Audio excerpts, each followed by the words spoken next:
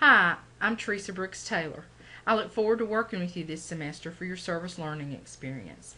My office is located in the College of Education, Wharf Pickle Hall, room 423. My phone number is 439-7776, and my email is taylort@etsu.edu. There are two graduate assistants that work with the program, and you'll probably work with them the most, and they can be reached at 439-7775. Our office is typically open Monday through Friday, 8 to 4:30, but we will have our hours posted on our door. Now let's take a moment and view a PowerPoint that defines service learning. Service learning is a form of experiential education. It's hands-on, not just observation. It's different than just doing community service or volunteering. Oftentimes when you hear community service, it carries a negative connotation. It's seen as a punishment for rectifying a wrong. Volunteering, the focus meets the needs of the community. And with an internship, the focus is on the intern. With service learning, there should be a balance. You're meeting a community need, but it should also connect back to the class so that you better understand course concepts. Thus, two key components of service learning. Reciprocity, it's meaningful service to both the student and the community, and reflection. You critically think about your experience.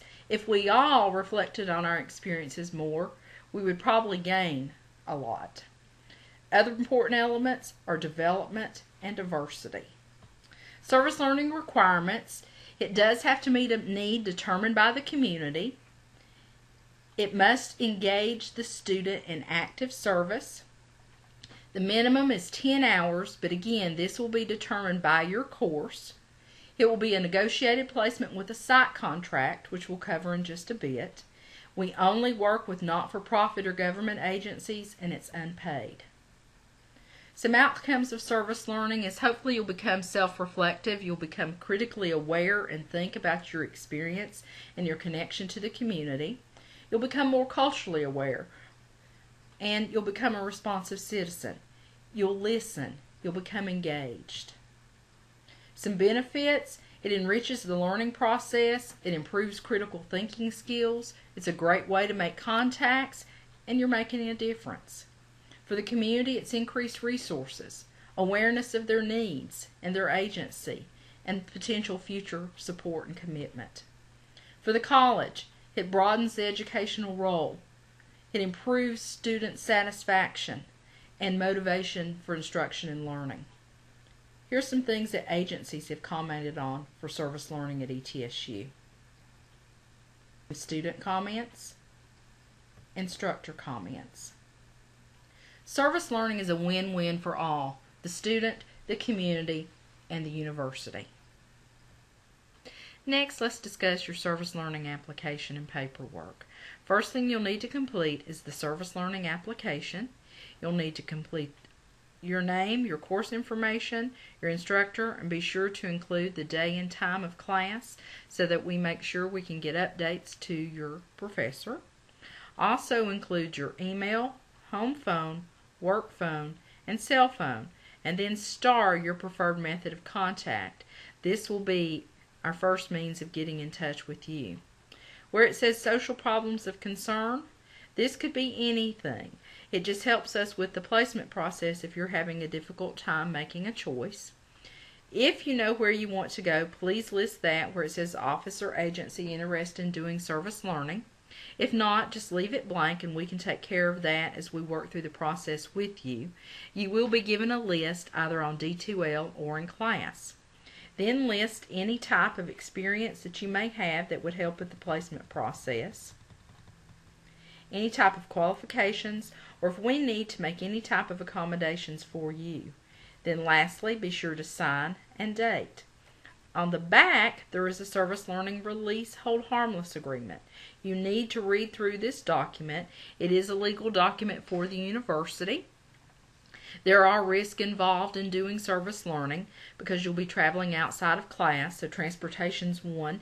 You're dealing with the public. Just be sure to ask questions of our office as well as your site so you feel comfortable going there and you make a conscious choice that yes, this is where I want to go and I feel like I can complete my service at this site. Then you'll need to fill in the date, sign, and have someone witness to verify that you have read through this material. The next thing in your packet is your service learning site contract. Please fill in your name, your course, and instructor, and the agency will complete everything else on this sheet. On the back of this sheet, you will have them sign where it says site supervisor, and depending on where you go, you may even have your executive director sign. Next is your log sheet. You'll complete everything on the log. Be sure to fill in your name, course, and then your responsibilities of what service you provide at your site. You need to initial and then have your supervisor initial, and then total up the hours at the end. Once you've completed your hours, you'll have your site supervisor complete your evaluation. Again, put your name and course information. They'll complete everything else, signing on the back of the last page, and then put the form into a sealed envelope, sign across the seal, and return it to you so you can turn it back into our office by your deadline. Okay, what's next? How the process works. Once we get your application, we'll contact you to discuss your placement. We'll provide you a contact at the site, then you should contact them to set up an orientation. Be prepared with questions. Make sure you understand your task and you feel comfortable going to that site. If not, just let them know, then contact us and we'll try to place you someplace else. However, once you start your placement, we will not be able to switch you unless the site's done something to break that placement process. Also, be sure to establish a schedule that day and stick to it. This is just like any other job you would have. You need to let them know if you can't be there or if you're going to be late because they're depending on you. Plus, you're representing yourself and you're representing ETSU, so you want to create a good first impression. While there, have the agency complete your site contract and then turn that back into our office before you go back a second time. You can do hours that day, but be sure it comes back before you go back again. It's important to us. It's a formal agreement that the agency's agreed to work with you so we can intercede if there's problems or issues. It's also the only way we'll verify your hours if your instructor has questions. When you're finished, turn in your log and evaluation.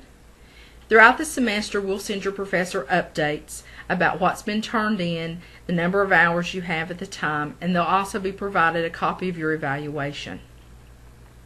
Some things to cover. Activities that you're not allowed to do. You can't do direct fundraising.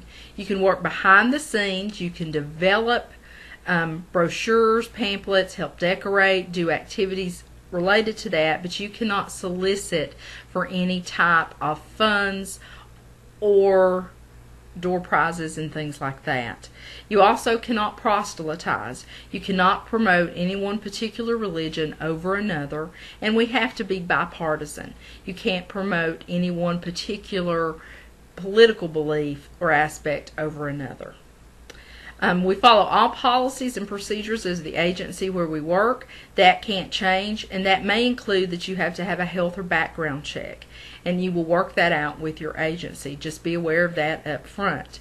Other issues, again, the scheduling and attendance. Those tend to be some of the biggest complaints I have. Think before you speak, especially when you're working with youth. Sometimes they'll ask you lots of questions and they think it's cool that you're in college, but don't say I party all the time or tell them about your alcohol consumption. Needless to say, you won't be going back to that placement. Redirect if they continue to ask questions that are inappropriate. If that doesn't work, you need to make your supervisor aware of it and make us aware of it. In some cases, it may be that there's abuse going on, and it's everyone's responsibility to make sure that's reported. Overall, service learning is a great way to get your feet wet, learn more from your class, make some good contacts, and see your course concepts come to life. I look forward to working with you this semester. If you have problems or issues, please contact our office earlier rather than later so we can address those. We will send out deadlines to your instructors about the last day for placements, and you will follow their syllabus for when everything is due. Thanks.